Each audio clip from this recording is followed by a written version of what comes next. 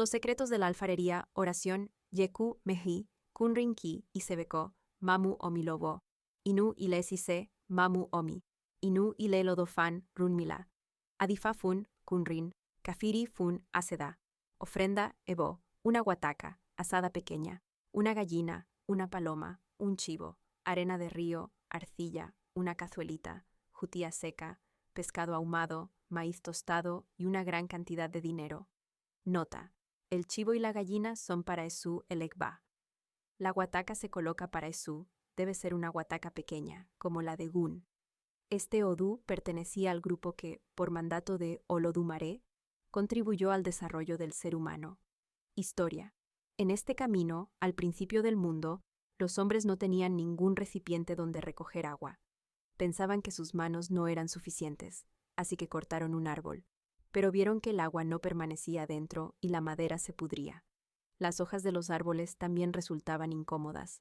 Como no sabían qué hacer, fueron a ver a Runmila. Él realizó Osode y vio este Ifá para ellos. Les dijo que debían hacer Ebo y les indicó los elementos necesarios, los cuales prepararon y ofrecieron. Runmila les dijo: lleven el Ebo a la orilla del río. Allí, a 25 pasos de la orilla, deberán cavar un cutú, hueco, proporcional a su estatura. Hicieron todo al pie de la letra. Mientras cavaban el cutú, cantaban este suyere: Ifá bewa aseda, Sañín bewa aseda, Yeku megi bewa aseda. Cavaron el hueco con la profundidad necesaria para que cupiera un hombre. En el fondo encontraron una tierra muy húmeda, que era arcilla, aunque ellos no la conocían. Se preguntaron: ¿qué tipo de tierra será esta? Entonces moldearon con ella una vasija, la dejaron secar y la llenaron de agua, dándose cuenta de que el agua no se salía. Entonces dijeron: la palabra de Ifá es sagrada y santa. Recogieron mucha arcilla y construyeron los muros de sus casas, así como más vasijas para recoger agua. Con el tiempo, notaron que las vasijas absorbían el agua, así que las llevaron a Orunmila, quien les dijo: le falta un secreto. Tráiganme paja seca y déjenme una de las vasijas. Runmila amontonó la paja seca, colocó la tinaja dentro y le prendió fuego.